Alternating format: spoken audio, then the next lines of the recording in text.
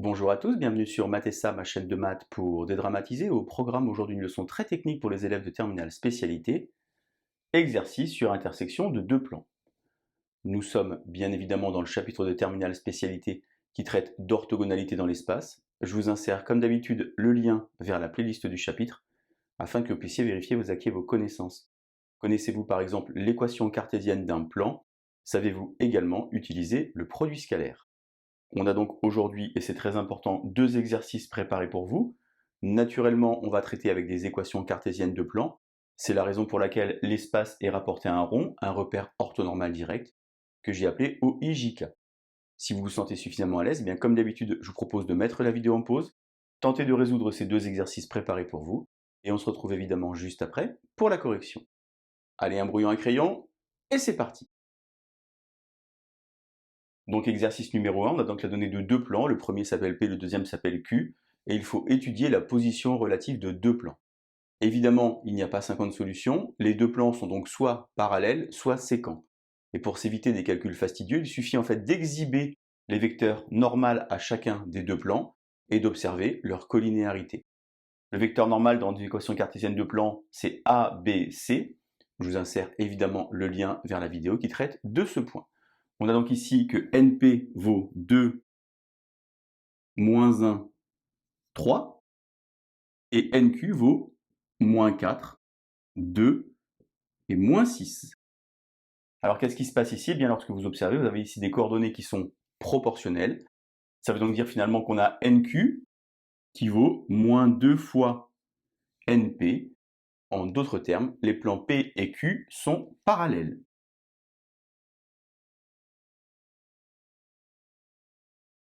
La question que l'on peut se poser, c'est sont-ils parallèles strictement ou bien sont-ils confondus? Pour cela, il suffit donc de sortir un point qui appartient au premier plan et de regarder s'il appartient au deuxième plan. Inutile ici de traiter une intersection avec un système. On va donc ici par exemple exhiber le point A qui est dans ce plan. Par exemple, si je fixe comme coordonnée 0, 0, eh bien j'ai ici Y qui vaut moins 1. Lorsque je remplace 0, moins 1, ça fait 1, plus 0, moins 1, ça fait bien 0. Le point A appartient au plan P. Est-ce que le point A appartient également au deuxième plan? Eh bien, lorsque je mets 0 ici, ça fait donc moins 2, 0 et 5. Moins 2 plus 5, ça fait 3. 3 n'est pas égal à 0. On remarque que donc A n'appartient pas à Q. On peut donc dire que P et Q sont strictement parallèles. Vous voyez très peu de calculs car je connais le cours et j'applique exactement les bonnes méthodes. Exercice numéro 2 maintenant, deux autres plans qui vous sont donnés. On va donc commencer de la même manière par exhiber les vecteurs normaux à chacun des deux plans. On a donc ici 1, moins 2 et 1 pour le premier, 2, moins 5 et 3 pour le second. Ces vecteurs sont-ils collinéaires? Eh bien, pour aller de 1 à 2, je fais x2, tandis que pour aller de 1 à 3, je fais x3. Ces deux vecteurs donc ne sont pas collinéaires.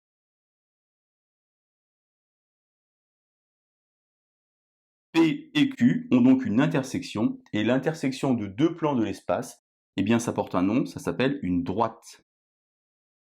Alors je vous rappelle qu'on a vu dans le chapitre précédent comment représenter une droite dans l'espace, ça s'appelle une équation paramétrique de droite. Je vous insère évidemment le lien vers la vidéo, car ce qu'on va chercher ici, maintenant. Puisqu'on sait que l'intersection est une droite, il faut donc trouver l'expression de cette droite. Pour cela, je le dis souvent, intersection, ça rime avec accolade. On va donc tenter ici de résoudre un système, mais on a un petit souci, car on a ici un système de deux équations, mais à trois inconnus. C'est la raison pour laquelle il faut choisir un paramètre, et de manière très arbitraire, on choisit très souvent z égale k.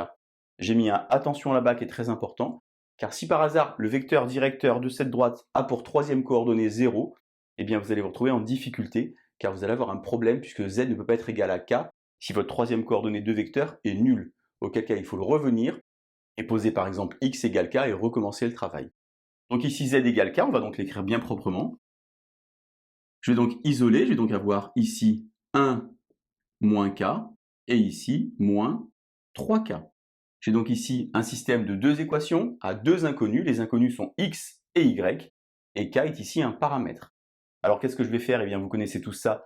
On va faire par exemple de la substitution, on va isoler, donc on va isoler par exemple x ici, en écrivant que ça vaut 2y plus 1 moins k. Isoler, substituer en remplaçant 2y plus 1 moins k. Attention à ne pas oublier, évidemment ici, le second membre est égal donc à moins 3k. Z égale k, on l'avait tout à l'heure. On va donc conserver notre x égale 2y plus 1 moins k. Et ici, on va développer 2 fois 2, 4, moins 5, moins y, égale 2 dans l'autre membre, moins 2k dans l'autre membre, plus 2k, moins k. Finalement, j'ai y égale 2 plus k. Je vais aligner proprement z égale k ici.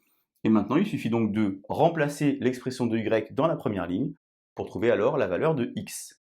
Là, il faut donc que je mette 2. 2 fois 2, 4 et 1, ça fait 5. Et ici, il faut que je mette k. 2k moins k plus k.